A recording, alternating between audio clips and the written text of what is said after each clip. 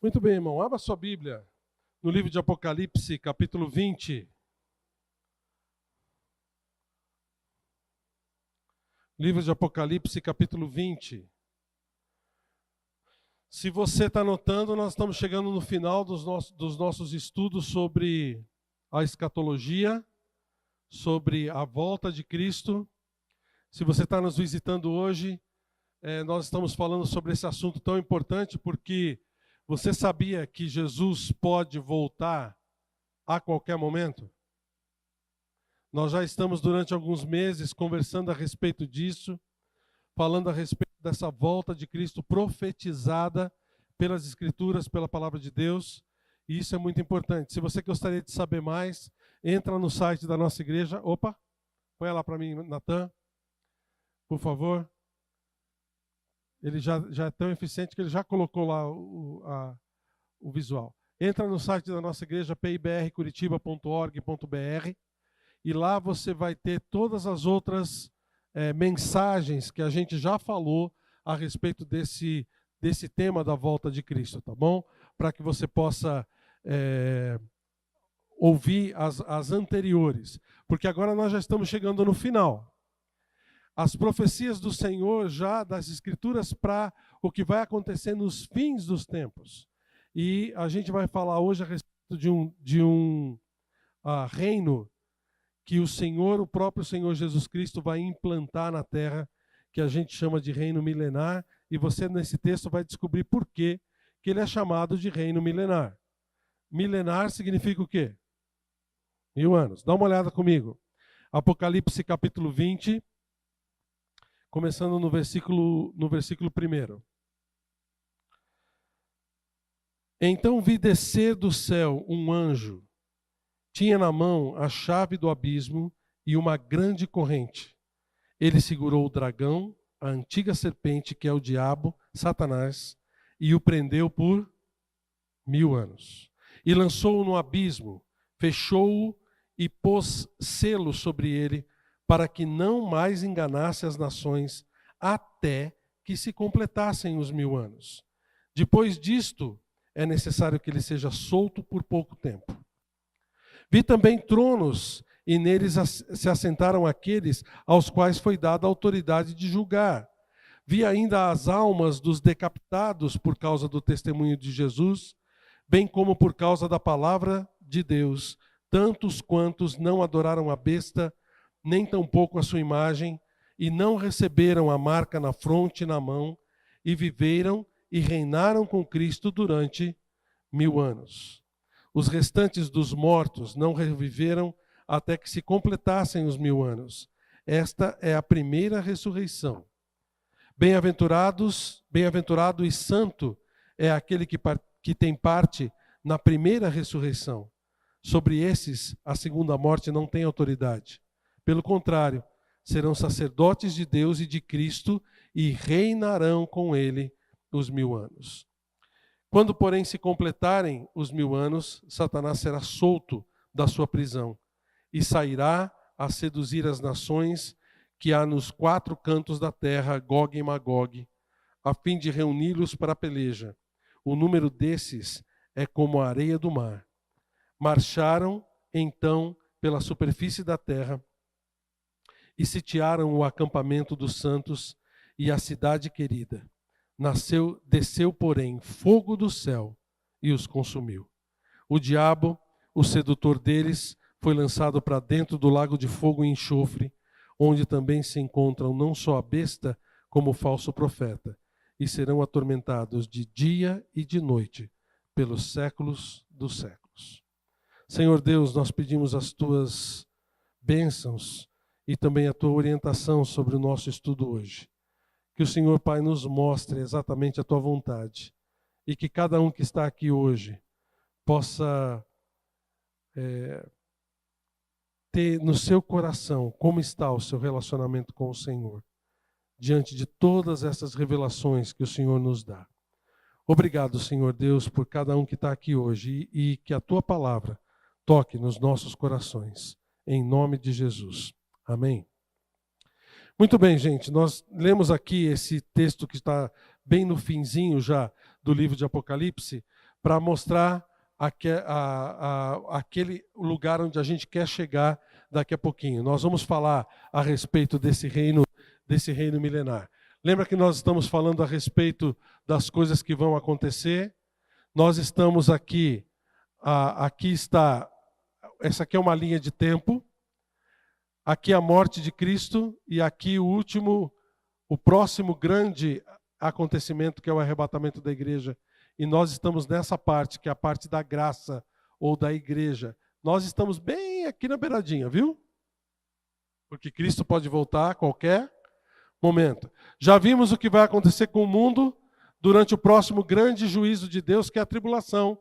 E logo em seguida, então, vai ter esse reino que é chamado de um milênio ou o reino milenar, o qual nós vamos tratar sobre ele hoje. Mas antes de entrar nesse reino milenar, deixa eu fazer uma pergunta para você. Como é o homem por natureza? Porque tem três posições, que vamos dizer assim, resumem tudo que se pensa sobre o homem. Primeiro, que o homem é essencialmente bom. O que acontece é que ele é bom por natureza, mas o ambiente, a sociedade, as circunstâncias de vida que ele tem, ou as suas próprias experiências, fazem com que ele se torne mal. Então, o homem que faz coisas erradas, o homem que é mal, ele não é mal em si.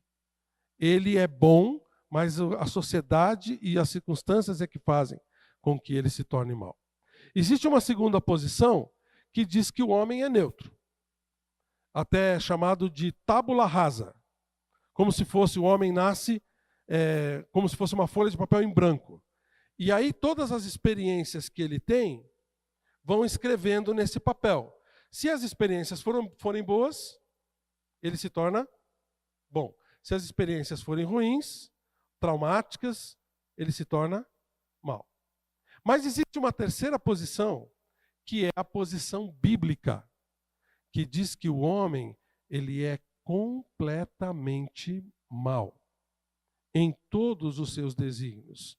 A Bíblia fala que não importa que tipo de ambiente ele viva, não importa se o ambiente é bom ou ruim, a tendência do coração do homem é mal. Eu tenho falado isso para vocês, é fácil da gente notar isso numa criança pequena. Você já viu uma criança de alguns meses fazer birra? Já viu, Suzana? Já? Ela faz birra. E quem é que ensinou ela a fazer birra? Luciana, você foi lá ensinar seu filho a fazer birra? Não. Ele já sabe naturalmente. A criança já é egoísta por natureza. Quando o coleguinha quer pegar o brinquedo dele, o que ele faz? Não, é meu, é meu. Então dá para a gente ver isso de uma forma natural no homem, que o homem realmente é mau. E a palavra de Deus nos ensina isso. Está dando para ler ali? Está pequenininho demais. Salmo 14 diz o seguinte: o Senhor olha dos céus para os filhos dos homens, para ver se há alguém que tem entendimento, alguém que busque a Deus. E olha só, todos se extraviaram, igualmente se corromperam, não há ninguém que faça o bem, não há nenhum sequer. Essa é a visão de Deus para com o homem. Inclusive, Isaías fala que as nossas justiças são diante de Deus como trapo de imundícia, lembra? Então, até aquilo que a gente teoricamente faz de bom é manchado pelo mal. Romanos capítulo 3, versículo 23 diz que todos pecaram e estão destituídos da glória de Deus. Você pecou? Todos nós pecamos e estamos afastados de Deus. Olha o que o salmista Davi escreveu: eu nasci na iniquidade e em pecado me concebeu minha mãe. Então, a gente tem que ver pelas Escrituras que o homem, ele é naturalmente mau. Só que o que acontece é que Deus não quer deixar ele nessa situação sozinho. Apesar de ter esse mal dentro dele, Deus sempre está querendo alcançar o homem. Deus sempre está querendo fazer com que o homem receba a sua salvação. A vontade de Deus é que todos cheguem ao arrependimento e vão para junto dele. E por isso ele faz um monte de coisas. E antes da gente entrar no milênio, porque o milênio, vamos dizer assim, é a parte final de Deus lidando com o homem. Obrigado, meu amigo. É a parte final dessa atuação de Deus com o homem, no final da história. Eu quero chamar a sua atenção para como Deus trabalhou com o homem antes da gente chegar nessa parte do milênio. Quer ver? Vamos voltar um pouquinho no tempo. Lá na eternidade, começando lá na eternidade passada. Opa, voltei. Começando lá na eternidade passada, e a gente vai vir através do tempo até chegar nos nossos dias. A gente divide o tempo didaticamente no que a gente chama de dispensações. O que são as dispensações? Essa palavra você não vai encontrar na Bíblia, tá? Mas é para a gente poder organizar melhor os pensamentos. As dispensações são períodos na história da humanidade em que Deus tratou com o homem de uma forma diferente, ou de uma forma específica, de uma forma peculiar. A gente vai ver que até no nosso tempo isso tem também. E nós descobrimos no período da história 7 dispensações diferentes dentro das Escrituras que culminam, que terminam com o reino milenar, com o milênio. Vamos dar uma olhada rapidinho e você vai entender. Olha só, vamos começar com a primeira parte. A primeira parte, no comecinho da história, é a dispensação da inocência, que começa com a criação e termina com a expulsão do homem do jardim do Éden. Por que a gente chama essa dispensação de inocência? Olha só, nós vamos trabalhar o seguinte. Cada uma dessas dispensações, nós vamos falar de uma condição, que é a condição que o homem estava vivendo, um teste que Deus fez, nós vamos ver que o homem fracassou em cada uma delas, o juízo de Deus ou o julgamento de Deus sobre ele, e também a graça de Deus depois do juízo. Tá? Cada uma das dispensações você vai ver que vai ter uma coisa dessa. No caso de Gênesis, nós estamos tratando o homem dentro de um lugar livre de qualquer influência do pecado. Onde o homem e a mulher estavam? No jardim do Éden. Deus estava tratando com toda a humanidade que se compunha de 2 pessoas. Adão e Eva. Tá?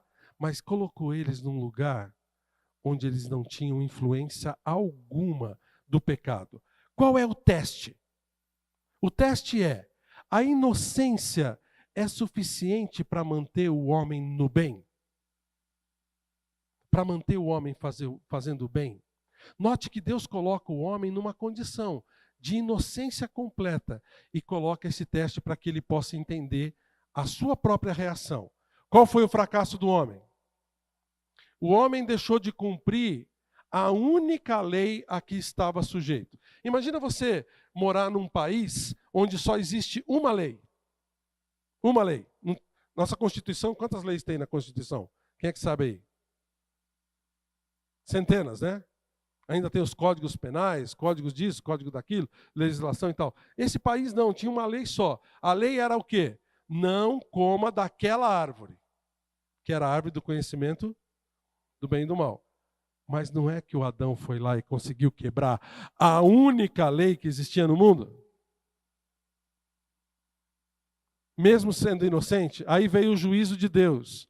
A morte, que passou a todos os homens depois disso, e a expulsão do jardim do Éden. Só que, junto com o juízo, Deus também dá a sua graça.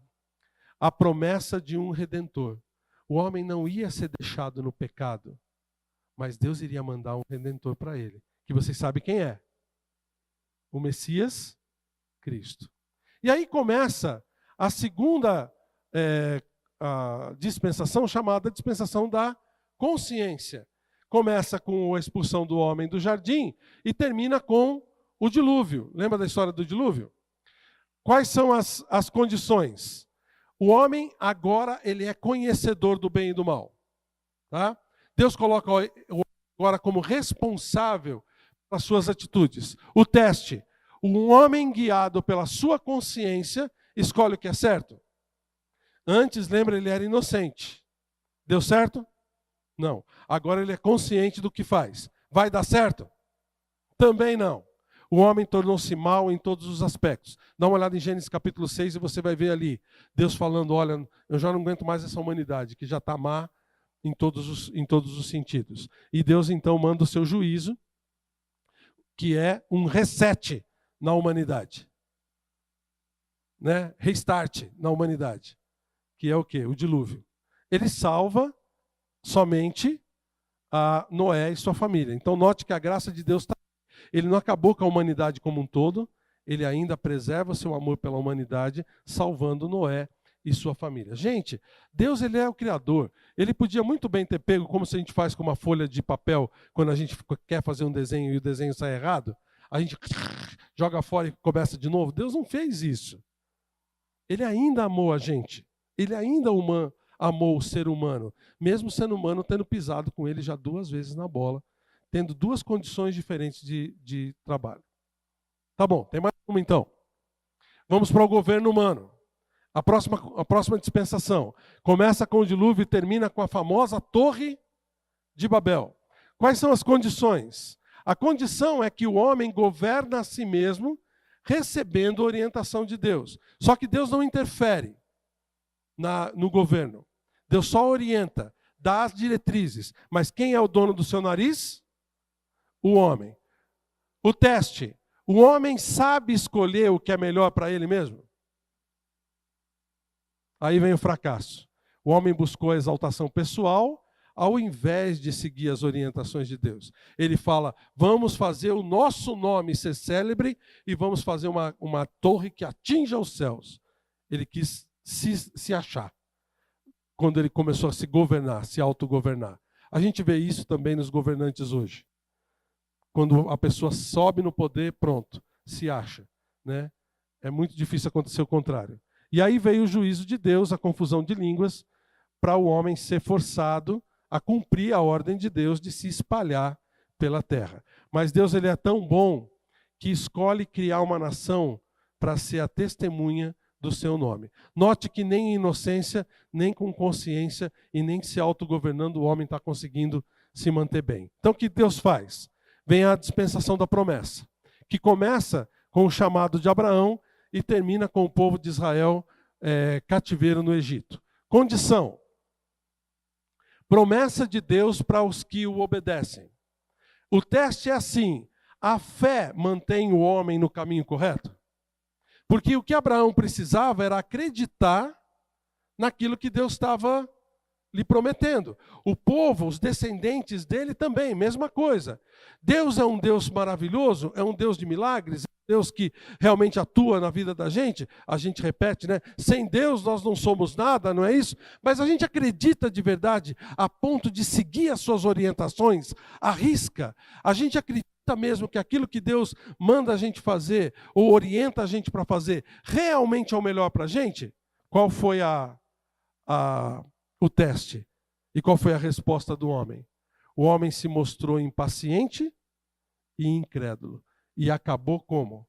Escravo de um outro povo. O povo escolhido da promessa, que deveria manter a sua fé em Deus, acabou terminou como escravo no Egito. E Deus então mostra a sua graça, fazendo com que o povo cresça e se fortaleça mesmo no momento de escravidão, e a promessa da libertação. E você sabe que quem veio para libertar o povo? O povo de Israel do Egito. Moisés. Aí começa então a próxima dispensação. Já cansou? Essa é só a quinta, tá? Nós temos 7. Tá tudo bem? Tá conseguindo acompanhar o raciocínio? Deus, o homem conseguiu se dar bem na inocência, na consciência, se autogovernando, exigindo dele a fé, pelo menos? Não. Agora, então, vamos baixar as leis. Então, já que todas essas condições anteriores não deram certo, vamos falar da lei. Então, começa essa dispensação com Deus enviando a lei específica para Moisés e termina com o quê? Com Cristo morrendo na cruz. A dispensação da lei que termina com a morte de Cristo, tá? Voltando um pouquinho. Olha só, qual era a condição? O povo sob um regime rígido de leis. Tá bom, já que o povo não consegue se autogovernar, Então vamos colocar leis bem claras para ver se o povo consegue seguir. Essa é a condição, o teste. O homem consegue escolher o bem se for diretamente orientado para isso? Deus ele faz leis justas, leis que são passíveis de serem cumpridas, possíveis de serem cumpridas com facilidade, e coloca o homem nesse teste. Ele está completamente orientado para tudo que tem que fazer. Ele não precisa nem ficar pensando muito. Vai lá e faça o que eu estou mandando, e aí você vai ser abençoado. O que aconteceu? O homem fracassou de novo. O homem desobedece e burla a lei para satisfazer a sua vontade própria. Mostra-se egoísta e infiel. Quantos aqui que podem dizer que não burlaram a lei ou desobedeceram leis até do nosso país com certa até frequência? O homem consegue viver sob um regime de leis? Também não. O juízo de Deus, então, foi a dispersão do povo de Israel entre as nações, mas, ao mesmo tempo que ele dispersa o povo entre as nações, ele envia o Messias, cumprindo todas as suas promessas. O Messias é quem? Jesus Cristo. Aí entra a sexta dispensação, que é a dispensação da graça, ou a dispensação da igreja. Você sabe onde nós estamos? Nessa dispensação. Nós estamos nessa dispensação agora, tá? Vamos lá rapidinho ver então. Qual é a condição? A condição é que agora nós temos completa liberdade para buscar a Deus sem qualquer custo. Você não precisa obedecer lei, você não precisa se autogovernar, você não precisa fazer nada de uma forma ou de outra. O único jeito de você receber Cristo hoje, o único jeito que você precisa fazer é aceitá-lo pela sua fé. É a única coisa, sem custo nenhum. O teste. O homem vai reconhecer a sua incapacidade e vai aceitar receber a salvação gratuitamente de Deus? Ou o homem ele vai querer fazer alguma coisa? Ele não vai aceitar uma coisa de graça. Ele não vai aceitar uma coisa que ele não tenha domínio sobre ela. Alguma coisa a qual ele tenha que se sujeitar, que obedecer. O fracasso do homem, a gente já sabe. O homem não aceita a graça de Deus e procura os seus meios para se satisfazer espiritualmente. Então hoje a gente vê isso. Deus, além de ter deixado a Bíblia para ser o nosso guia, né, manual, a gente também tem muitas pessoas no mundo hoje que seguem ao Senhor e que ensinam as pessoas a seguir o Senhor. Quantas pessoas hoje de verdade seguem o que as Escrituras colocam? Quantas pessoas hoje aceitam de verdade esse Deus gratuito nas suas vidas? O homem busca os seus próprios interesses e ele ser o próprio dono do seu nariz. Então, mesmo nos dias de hoje, o homem também fracassou em aceitar a salvação de graça do Senhor. O juízo de Deus, então, como nós já vimos nas últimas mensagens, é a grande tribulação. A partir do momento em que a igreja for arrebatada, haverá 7 anos descritos nas Escrituras de punição de Deus sobre a terra, como jamais houve, segundo o próprio Senhor Jesus Cristo disse. Que vai terminar, então, com a volta do Senhor Jesus Cristo. Mas Deus mantém a sua graça. Mesmo durante o juízo, mesmo durante a tribulação, o testemunho de Deus vai ser pregado e pessoas vão se converter, inclusive durante o período da tribulação. Tá? E aí, a gente chega na última das dispensações, a 7ª dispensação, que é o que nós vamos tratar hoje, que é a dispensação do reino ou do milênio. Também tem a mesma coisa, olha a condição. A vida sobre um reino de justiça perfeita, sem a influência direta do pecado. Você gostaria de viver num lugar onde o presidente e todos os deputados, todos os ministros, todos os governadores, todos os vereadores, fossem perfeitamente justos, bons, e que não errassem nunca, e que vivessem em favor do povo o tempo todo. É assim que vai ser o milênio. Nós vamos ver daqui a pouquinho algumas características do milênio, e você vai ver essa condição. Deus coloca o homem numa situação praticamente perfeita, para que ele possa, então, escolher o bom, escolher aquilo que é bom. O teste. Um homem é capaz de viver em harmonia sob condições ideais e completamente favoráveis? Esse é o teste que Deus vai colocar para o homem durante o período do milênio. Tudo cooperando para ele se dar bem. Tudo cooperando para que ele faça aquilo que é o certo. Só que a gente vai ver que o homem também vai fracassar e vai se mostrar rebelde, mesmo diante de um governo perfeito. E aí vai entrar o juízo de Deus, que a gente chama de o juízo final. O apelido é o juízo final, mas a gente pode chamar de o julgamento do grande trono branco, como está aqui no livro de Apocalipse, a gente vai ver. Mas ainda assim, a graça de Deus se mantém, a vida eterna sem influência do mal para aqueles que forem fiéis. Para aqueles que forem fiéis. Então esse aqui é um resumo, um pequeno resumo da nossa história, para a gente ver que Deus, ele atuou na humanidade toda, mostrando para o homem que ele tem um coração voltado para o mal. Você notou que não importa em que lugar ele estivesse, sob que circunstâncias, desde a inocência até a um lugar completamente perfeito, o homem ainda escolheu viver de uma maneira errada, de uma maneira completamente fora daquilo que Deus queria para ele. E a gente vai ver que na sequência de fatos, no milênio, também vai acontecer a mesma coisa. Mas só antes da gente entrar especificamente nesse período do milênio, eu queria lembrar você de uma coisa. Nós temos um privilégio que muitos da humanidade antigamente não tiveram.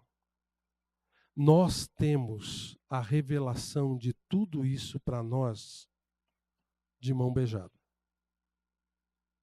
Deus, com antecedência, já instruiu a gente sobre tudo o que Ele quer para que a gente possa segui-lo.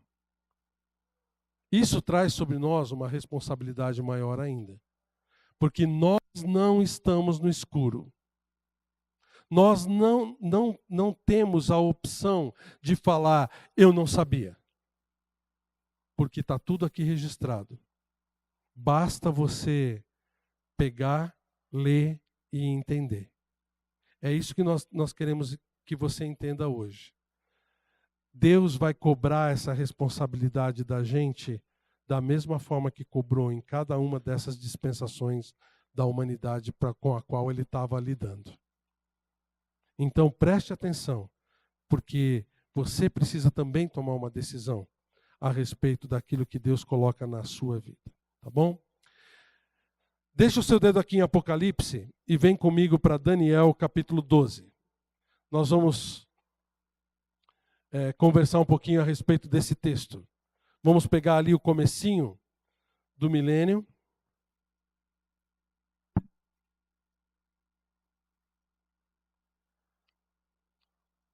E vamos tratar sobre alguns textos do Antigo Testamento também.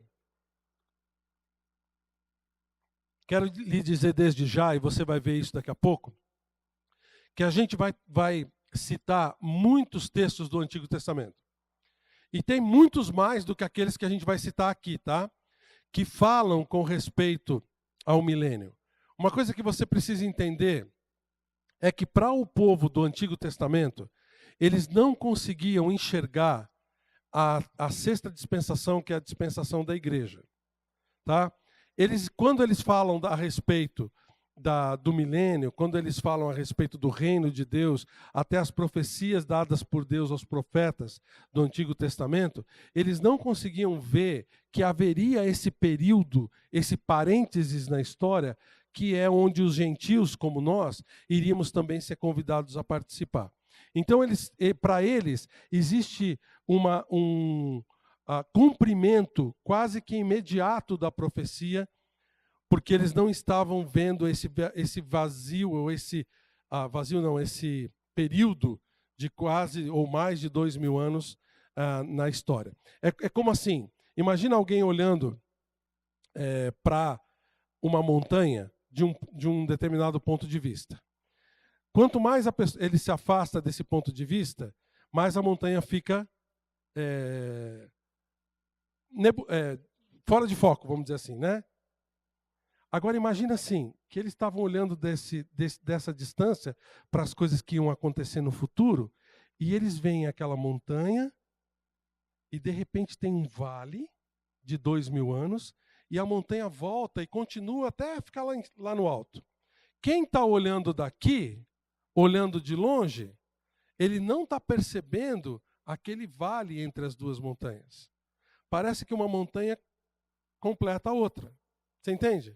Dá para entender isso? Assim é a visão do Antigo Testamento. Para eles era uma profecia só, daquilo que estava acontecendo com eles naquele momento e grudando já naquilo que ia acontecer no reino estabelecido por Deus.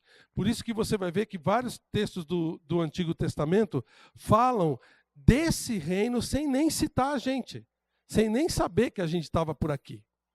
Agora, a gente que está no vale consegue ver para um lado uma montanha e para o outro lado a outra. A gente é muito mais esclarecido do que os irmãos que estavam no Antigo Testamento.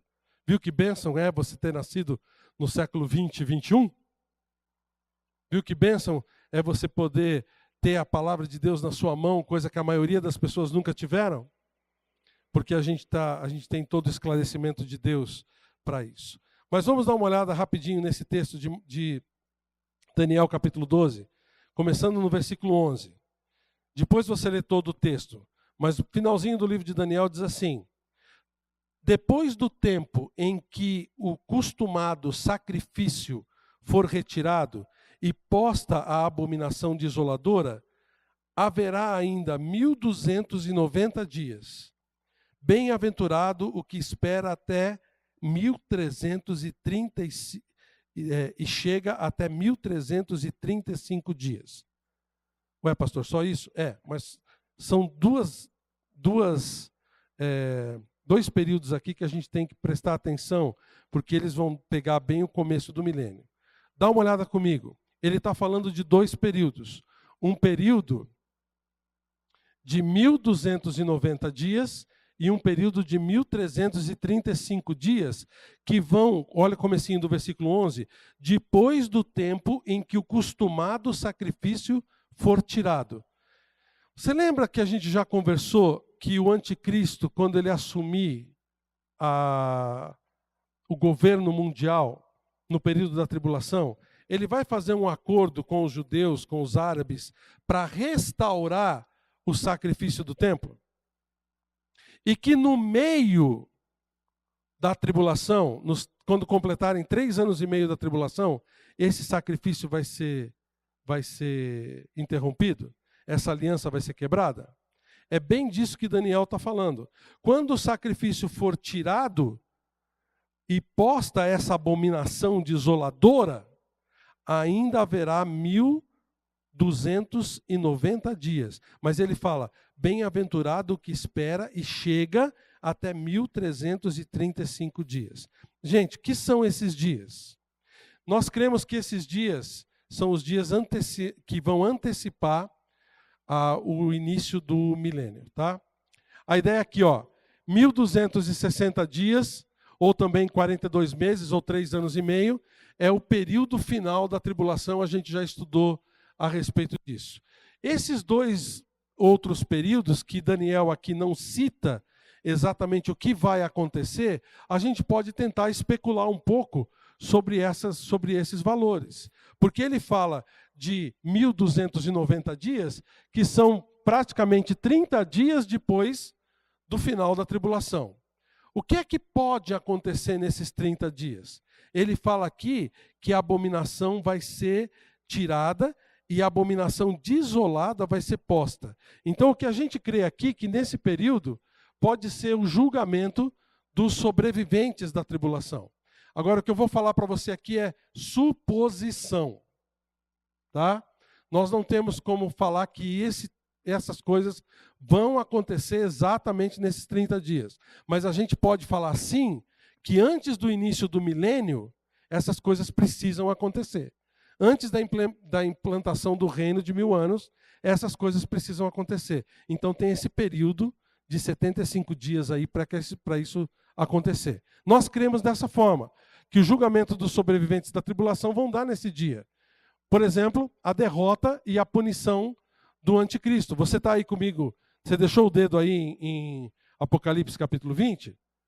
Dá uma olhada ali no capítulo 19, no versículo 20. Diz assim: mas a besta foi aprisionada, que é o anticristo, né? E com ela o falso profeta, que com os sinais feitos diante dela seduziu aqueles que receberam a marca da besta, e eram os adoradores da sua imagem. Os dois foram lançados vivos dentro do lago de fogo que arde com enxofre. Então é bem possível que nesse período de 30 dias isso aconteça, tá bom?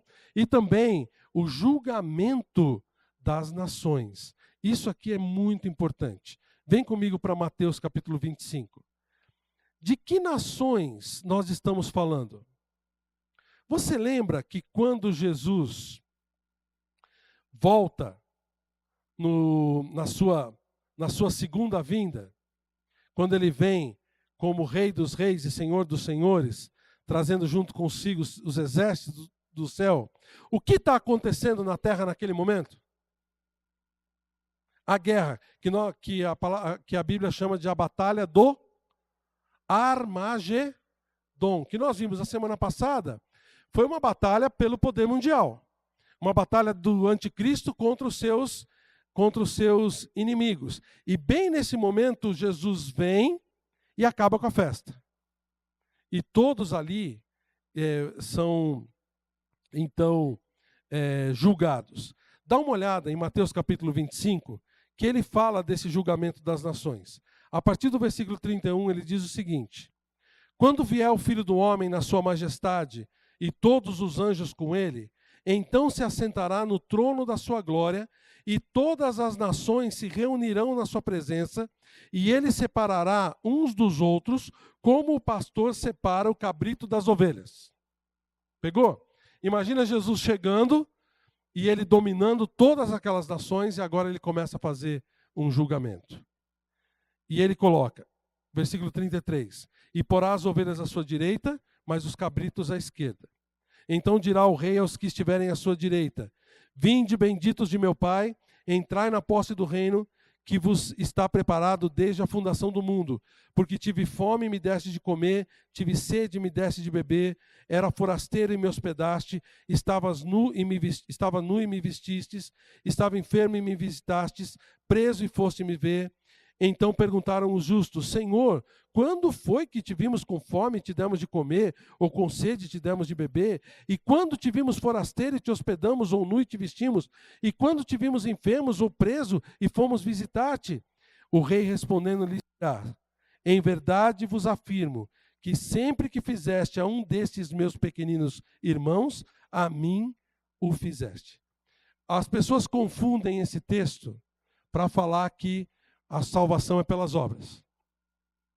Jesus está separando de lado aqueles que vão ser salvos porque fizeram boas obras para os outros. Sabe aquela coisa da caridade? Que a gente deve fazer, afinal de contas, qual é o segundo grande mandamento? Amar ao próximo. Só que você notou que esse texto não está falando disso? Esse texto aqui não fala a respeito da salvação. Ele está falando aqui do julgamento de nações, quando Cristo voltar na sua glória. Então, quem são esses pequeninos que essas pessoas cuidaram bem? São os judeus ou os crentes que viviam durante o período da tribulação. E que, durante esse período, estavam sendo perseguidos. Durante esse período, o anticristo estava em cima deles de uma forma muito grande para matá-los o tempo todo. E essas pessoas, então, o acolhem contra o anticristo. Essas pessoas, então, ajudam essas pessoas a lutar contra o anticristo. Essas nações são colocadas de lado. Essas nações são colocadas à direita do Senhor Jesus Cristo. Aí vem o versículo 40. Desculpa, versículo 41. Então o rei dirá aos que tiverem à sua esquerda: apartai-vos de mim, maldito, para o fogo eterno, preparado para o diabo e seus anjos, porque tive fome e não me deste de comer, tive sede e não me deste de beber. E aí ele repete toda essa situação. Versículo 45. Então lhes responderá: em verdade vos digo que sempre o que deixastes de fazer a um desses mais pequeninos, a mim o deixastes de fazer. E irão estes para o castigo eterno, porém os justos para a vida eterna. O que aconteceu aqui? Imagina aquela batalha enorme acontecendo. Jesus vindo e todos os exércitos espantados, porque eles nunca tinham visto alguém vindo do céu com um exército do jeito como o Senhor veio. Ele vem, acaba com a guerra e coloca uns de um lado e outros do outro. Várias pessoas ali naquele momento vão ser julgadas pelo onisciente que é o Senhor Jesus Cristo. Aqueles que realmente entenderam o seu propósito vão ficar de um lado. Aqueles que talvez até na hora ali se convertem e veem aquele Deus vindo e se convertem a Ele porque já ouviram falar desses outros pequeninos que eles acolheram, Ele vai colocar de um lado. E todos os outros que estiverem contra Ele, junto com o anticristo, vão ser colocados do outro lado. Esses desse lado, vão ser lançados no lago de fogo. E os outros vão poder, então, participar da vida que vai começar ali no milênio. Lembra que aqui não é vida eterna no sentido de vida no céu. É salvação física. Não é salvação espiritual. É salvação física. Essas pessoas acabaram de ser livres da morte física e vão poder agora participar fisicamente do reino do Senhor Jesus Cristo. Que tipo de mudança no corpo essas pessoas vão ter? Nenhuma. Que tipo de mudança na sua vida eles vão ter? A única é que vai ter um novo rei a partir de agora. E eles vão viver sobre esse reinado. Todos aqueles que entrarem no reino vão ser pessoas declaradas pelo Senhor Jesus justas. Nenhum ímpio, nenhuma pessoa que é contrária a Cristo vai poder entrar ou sobreviver a esse último julgamento para poder participar do reino de Cristo. Todos os que entrarem ali vão ser justos, tá bom? Então esse julgamento deve acontecer nesse período de 30 dias. Aí tem esse outro período que vai até 1335 dias, que é um novo período de 45 dias, quando o Senhor então pode estar implantando o seu reino. Nós vimos Satanás sendo preso por 1000 anos, antes que o reino começasse. Nós lemos em Apocalipse capítulo 20, você lembra? No comecinho do culto. E também haverá a ressurreição dos salvos do Antigo Testamento e os da tribulação. Se você olhar em Daniel capítulo 12 de novo, deixou seu dedo lá em Daniel? Você vai ver que ali no versículo 2 ele fala a respeito dessa ressurreição. Olha o versículo 2. Muitos dos que dormem no pó da terra ressuscitarão, uns para a vida eterna e outros para a vergonha e horror eterno. Os mortos do Antigo Testamento vão ressuscitar nesse período. Vão ser ressuscitados ali. Quando que os da igreja ressuscitaram? No arrebatamento, lembra?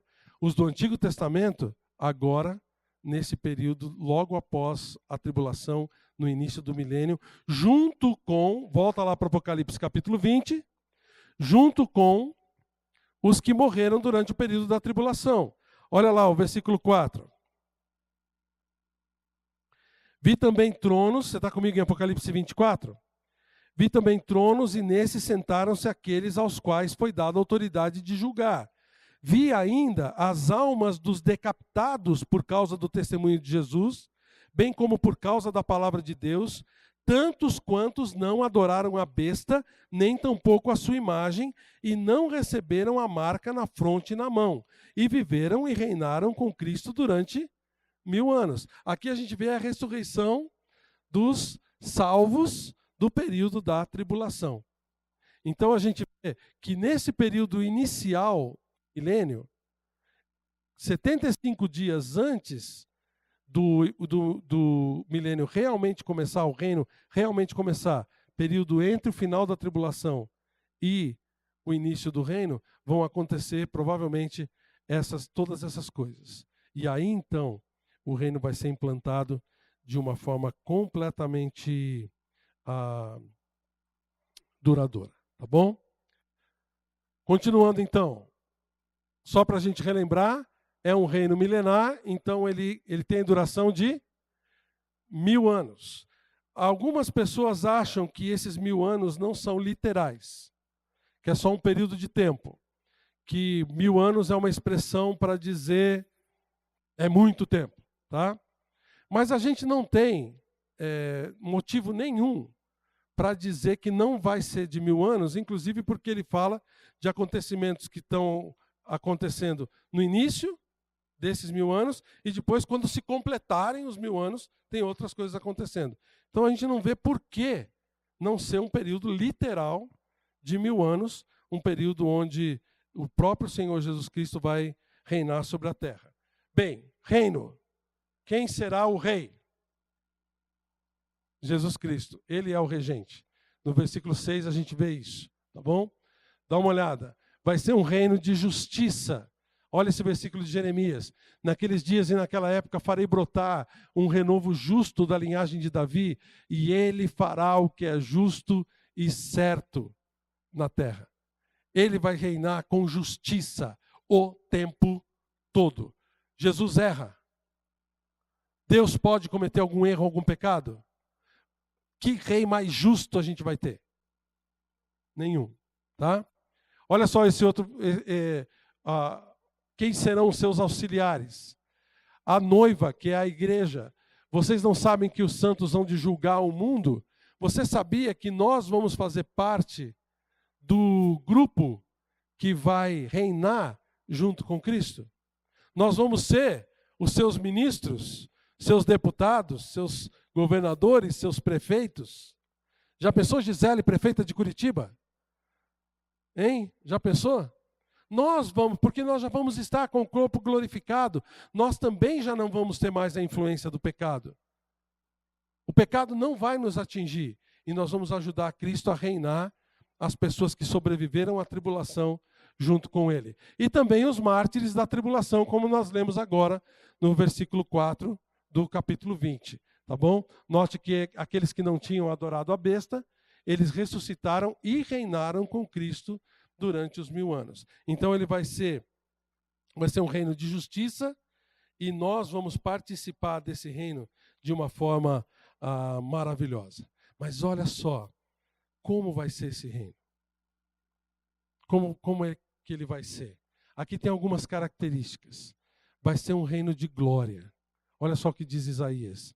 A lua ficará humilhada e o sol envergonhado, pois o Senhor dos exércitos reinará no monte de Sião e em Jerusalém, glorioso na presença dos seus líderes.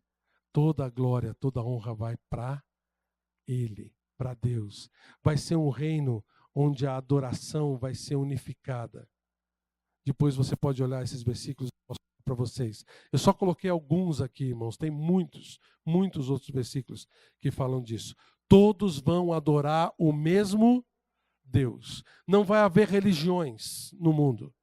Todos vão adorar a Deus, vão adorar o Senhor Jesus Cristo como seu regente. Também vai ser um reino de completa justiça.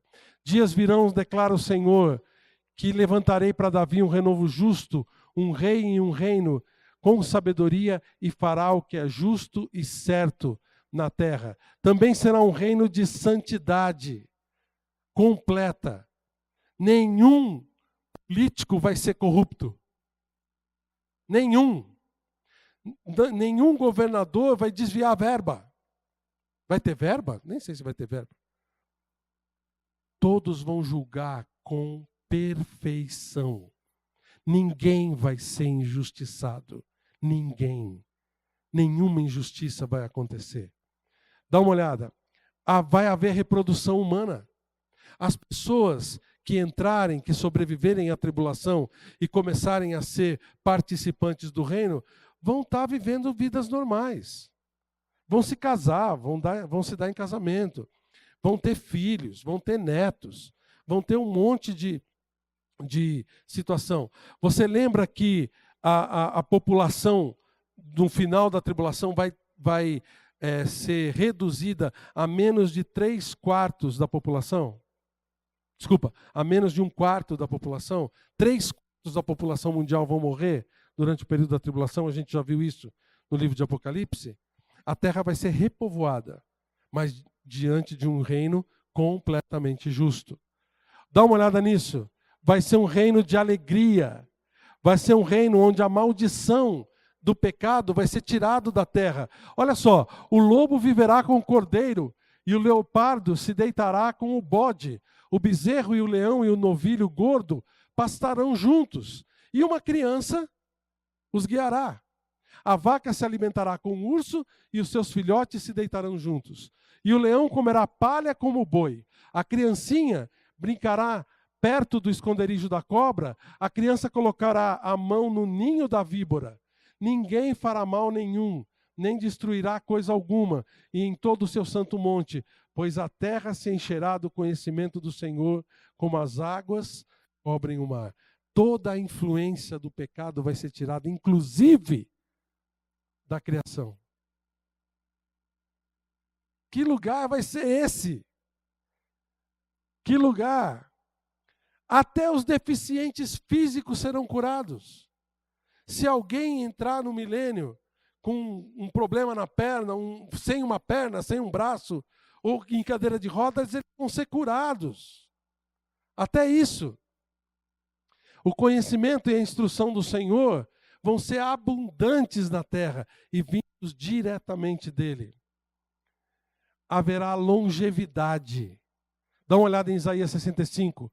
Nunca mais haverá nela uma criança que viva poucos dias, e um idoso que não complete seus anos de idade. Quem morrer aos 100 anos ainda será jovem. A gente vai comentar assim: tadinho, morreu com 105 só. Que novinho que ele morreu. Lembra, vai haver acidentes, vai haver qualquer coisas parecidas com isso que podem provocar a morte das pessoas. Mas quem morrer com 100 anos vai morrer cedo. Lembra no começo da história, quando os homens viviam 900 anos, 800, 900 anos? Isso vai ser restaurado. Dá uma olhada. Vai haver um aumento da luminosidade também. E vai haver prosperidade no trabalho. Vai haver também a presença manifesta de Deus em todos os sentidos. Vai ser um reino, irmãos, maravilhoso. E dá uma olhada. No final, ele enxugará dos olhos toda a lágrima.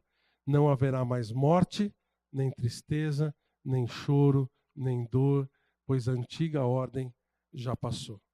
A ideia é que nesse reino de Cristo vai haver perfeito consolo para todas as pessoas. Gente, nós estamos falando de um reino completamente justo.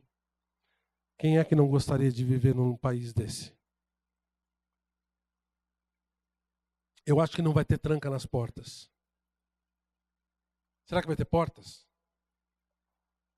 Não vai ter necessidade disso. Chave vai ser uma coisa que vai ser abolida. Não vai ter necessidade. Vai ser um reino completamente justo. E o que acontece com o homem que vive nesse meio, que vive nesse lugar? Esse é que é o problema. Essa que é a situação. A gente já leu esse texto aqui, mas vamos dar uma continuidade. Volta lá para o Apocalipse comigo. Nós lemos até o versículo 10, mas dá uma recapitulada ali no versículo 7. Fala o seguinte: quando, porém, se completarem os 1000 anos, Satanás será solto da sua prisão. Completados os 1000 anos, Satanás...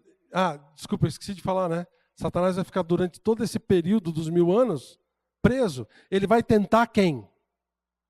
Ninguém. Não vai ter influência do pecado na vida dessas pessoas. Nem do diabo nem vai estar presente. Mas no final ele vai ser solto. E aí, olha só o versículo 8 que ele vai fazer. Sairá a seduzir as nações que há nos 4 cantos da terra, Gog e Magog. Esse Gog e Magog aqui é uma referência a inimigos de Cristo. Não existe uma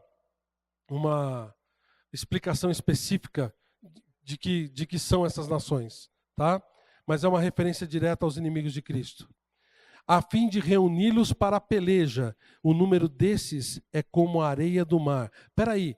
Então quer dizer que Satanás, depois dos 1000 anos, ele vai conseguir reunir nações? Ué, de onde estavam essas nações? Todo mundo que entrou no milênio, que sobreviveu à tribulação, não eram pessoas absolutamente justas? Mas lembra, vai dar ser gente. Gente que não ouviu a respeito da tribulação. De quanto em quanto tempo uma criança nasce? Dentro de uma geração, vamos dizer assim. 20 anos? 20 e poucos anos? Quer dizer, uma criança que nasce no começo do milênio, aos 20 anos, no ano 1020, ela já vai estar apta para dar à luz. No ano 1040, já a filha dela já vai dar à luz. E imagina a Terra e ninguém morrendo. A população vai ser muito pequenininha no começo, mas no final dos 1000 anos, vai ser grande. E muita gente, a grande maioria dessas pessoas, não participou da punição de Deus durante o período da tribulação. Sempre viveram num reino perfeito, sempre viveram debaixo de um rei perfeito. Quando chegar no final desses 1000 anos, vai ter pessoas com 700 anos, com 600 anos, talvez enjoadas do governo de Cristo. Satanás vai ser solto, vai seduzir então essas pessoas. Lembra que elas nunca tinham sido tentadas antes? E com facilidade ele vai angariar um exército e vai se juntar esse exército para dar um golpe de Estado em Cristo. E aí olha o versículo 9. Marcharam então pela superfície da terra e sitiaram o acampamento dos santos e a cidade querida. Desceu, porém,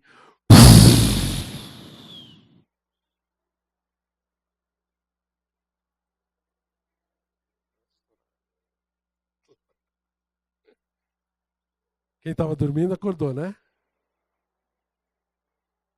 Desceu, porém, fogo do céu e os consumiu. Pegou?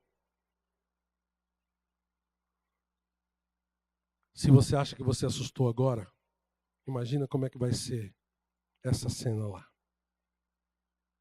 Não vão ter chance. Eles não vão ter nenhuma chance. Fogo do céu vai vir e vai consumir. Não vão dar nenhum tiro. Não vão jogar nenhuma flecha. Não vai dar tempo. Porque eles estão lutando contra o próprio Deus. O Deus perfeito, que deu tudo para eles. Que deu todas as condições perfeitas para eles escolherem aquilo que é bom. Mas o homem é ruim. O homem é mau. E mesmo diante de condições perfeitas, ele ainda escolhe o mal. Então Satanás vai ser punido. O diabo que as enganava foi lançado no lago de fogo que arde com enxofre, onde já havia sido lançados a besta e o falso profeta. Eles serão atormentados de dia e de noite para todo sempre. E o que vai acontecer com as pessoas? Essas que foram mortas pelo Senhor Jesus Cristo. Aí vai acontecer então o julgamento final. Não só essas pessoas, mas todas as pessoas que rejeitaram Deus durante toda a história da humanidade. Desde Caim até o último que nasceu e morreu na terra, vão ressuscitar e vão passar diante do trono. Olha o versículo 11, está comigo em Apocalipse 20? Olha o versículo 11. Vi um grande trono branco, e aquele que nele se assenta, de cuja presença fugiram a terra e o céu, e não se achou lugar para eles. Vi também os mortos, os grandes e os pequenos, postos em pé diante do trono. Então se abriram livros. Ainda outro livro, o livro da vida, foi aberto. E os mortos foram julgados segundo as suas obras, conforme o que se havia escrito nos livros. Deu o mar os mortos que nele estavam, a morte e o além entregaram os mortos que neles havia, e foram julgados um por um, segundo as suas obras. Então a morte e o inferno foram lançados para dentro do lago de fogo. Esta é a segunda morte, o lago de fogo. E se alguém não foi achado inscrito no livro da vida, esse foi lançado para dentro do lago de fogo. Esse é o que nós chamamos de o tribunal o tribunal do grande trono branco. Cristo vai estar sentado nesse trono. E um por um, as pessoas vão comparecer diante dele. Um por um, as pessoas vão dar contas, vão prestar contas ao Senhor. E terminado o julgamento de cada um vai receber a sua sentença. E imediatamente essas pessoas também vão ser lançadas no lago de fogo. Todos os que passarem por esse julgamento vão ser lançados no lago de fogo, que é o chamado juízo final. A partir daqui não tem mais chance. A partir desse julgamento não tem mais chance nenhuma. Todos aqueles que rejeitaram o Senhor passarão o resto da eternidade no lago de fogo, onde já estão a besta, o falso profeta e o diabo. Estou chegando no fim, tá? Mas voltando aqui para o nosso período da igreja, nós estamos aqui, nós não chegamos lá ainda, tá? Calma, nós não chegamos lá ainda. Ainda tem um pouco de tempo para a gente. Só que a gente precisa fazer uma escolha. Você está lembrando que o homem, ele é falho. O homem, ele é ruim. Se nós somos atribulados, nós fazemos besteira. Se nós estamos num ambiente bom e temos regalias, nós somos seduzidos pelo mal. Só tem uma escapatória. É a gente buscar a orientação de Deus para nós. Lembra de novo que eu já citei de 2 Pedro capítulo 3. Deus não quer que nenhum pereça. Por isso ele diz, Deus é longânimo para convosco, não querendo que nenhum pereça, senão que todos cheguem ao arrependimento. O que Deus quer da gente agora é que a gente se arrependa dos nossos pecados e escolha segui-lo de boa vontade. O que Deus quer de nós é que nós deixemos de lado o nosso orgulho, deixemos de lado as nossas presunções, deixemos de lado até o nosso governo, a nossa consciência que é falha, achar que a gente é inocente nas coisas que a gente faz, porque tudo isso já foi provado como falho. Já foi provado que o homem não consegue se dar bem em nenhuma dessas condições. O que Deus quer da gente é simplesmente que a gente se arrependa. Olha o que diz Romanos capítulo 10, versículo 9. O que Deus quer da gente está escrito aqui. Da gente que tem toda essa revelação dada para a gente em mãos, em primeira mão. O que Ele quer da gente é isso. Olha o que diz o versículo 9 de Romanos capítulo 10. Se com a tua boca confessares a Jesus como Senhor. Senhor é o quê? Deus, mestre, regente, dono, rei. das nossas vidas, se com a tua boca confessares Jesus como Senhor e em teu coração creres que Deus o ressuscitou dentre os mortos, serás salvo. Por quê? Porque com o coração se crê para a justiça e com a boca se confessa a respeito da salvação. O que Deus quer da gente é que a gente, pela fé, acredite em tudo isso que Ele colocou para a gente. Acredite em tudo que está registrado nesse livro. E como Ele já cumpriu tudo que Ele prometeu e que a gente pode olhar para o passado e verificar isso, nós termos a certeza de que o que Ele prometeu que vai acontecer no futuro, realmente vai acontecer. E nós já temos a revelação disso.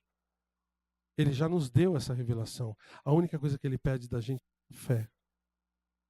A única coisa que Ele quer da gente é que a gente agora confesse Ele como Senhor.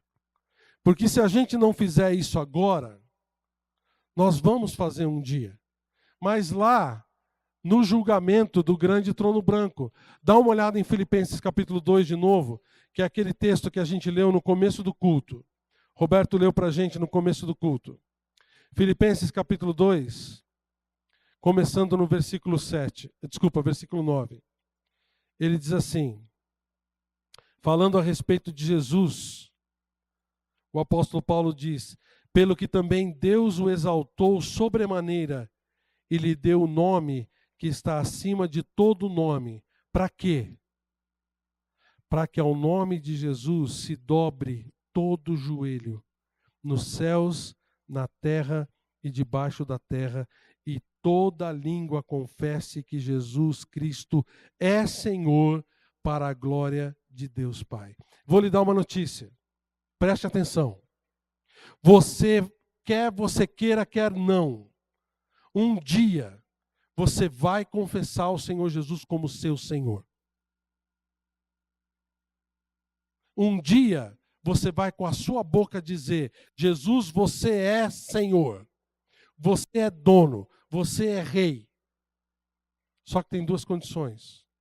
Ou você faz isso agora, voluntariamente, e entrega a sua vida para Ele, e assume esse maravilhoso Deus como seu Senhor, para que Ele possa reger a sua vida, para que Ele possa lhe dar a salvação, para que Ele possa apagar os seus pecados e lhe dar a vida eterna. Ou você vai chegar naquele dia, diante dele sozinho, você e ele, vai se ajoelhar, vai confessar Ele como Senhor e vai ser lançado dentro do lago de fogo. Qual é a sua escolha?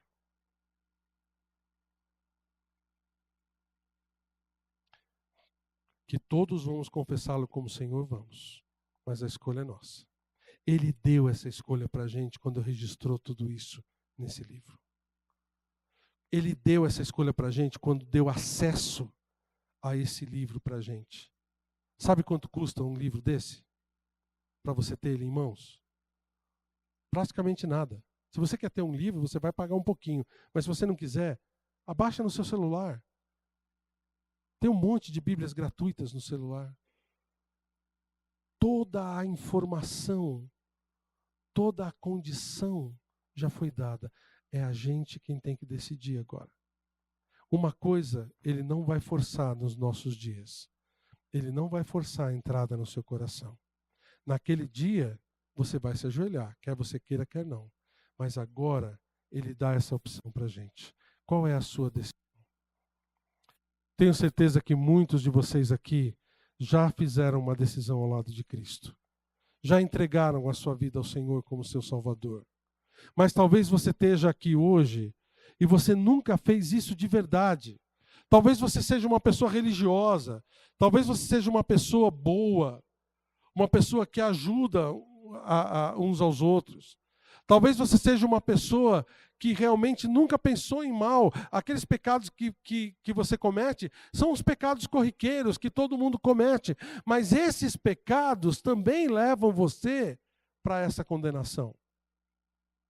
A palavra de Deus diz que basta um pecado na vida para que a gente seja contaminado e não possa mais entrar no céu?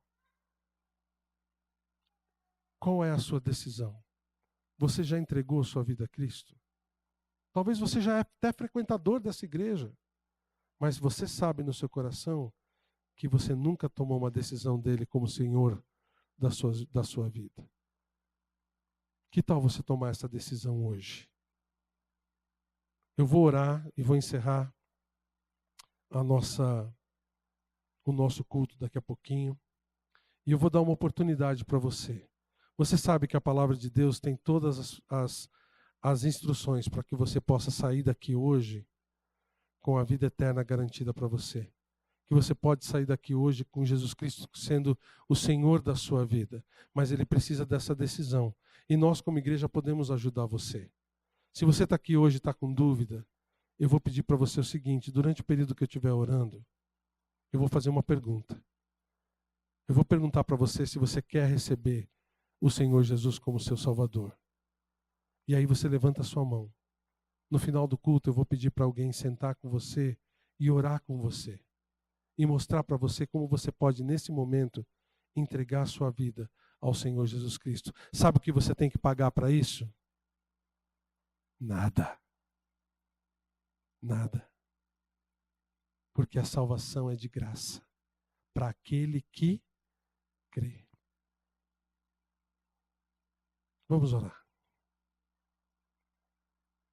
Senhor Deus, nós agradecemos o Senhor pela Tua palavra. Agradecemos porque o Senhor não nos deixa no escuro. O Senhor nos revela tudo aquilo que o Senhor quer que a gente saiba. Todo o Teu plano para a humanidade até o fim. Por isso, Senhor Deus, nós te pedimos que o Senhor nesse momento toque nos nossos corações. E se há alguém aqui que ainda não entregou a sua vida ao Senhor Jesus Cristo de maneira completa, que ainda não confessou os seus pecados ao Senhor, possa nesse momento receber o Senhor como seu Senhor. Possa nesse momento voluntariamente entregar a sua vida a Ti, para que não tenha que fazer isso lá no juízo final. Agradecemos, Senhor Deus, pela Tua palavra e abençoa agora no coração de cada um de nós aqui. Esse é o momento de você levantar sua mão. Se você está aqui hoje e quer realmente que Jesus seja o Senhor da sua vida, levanta sua mão. Se você não tem certeza que você tomou essa decisão antes, levanta sua mão e nós vamos orar por você. Alguém? Lembra que é uma decisão muito importante, que vai determinar o destino eterno da sua alma. Levanta sua mão. Ninguém está olhando ao redor. Alguém? Senhor Deus, o Senhor conhece o coração de cada um de nós aqui. O Senhor conhece, Senhor Deus, o que cada um de nós tem de relação com o Senhor. Por isso eu te peço, Senhor Deus, que hoje a Tua palavra não saia daqui vazia, mas que ela possa tocar os corações de cada um de nós aqui, ou para receber o Senhor como Senhor, ou para continuar levando o Teu Evangelho para aqueles que já o receberam. Pai, obrigado, porque a Tua palavra pode ser pregada de uma maneira clara, e obrigado pela revelação que o Senhor nos dá das coisas que ainda vão acontecer. Em nome de Jesus. Amém.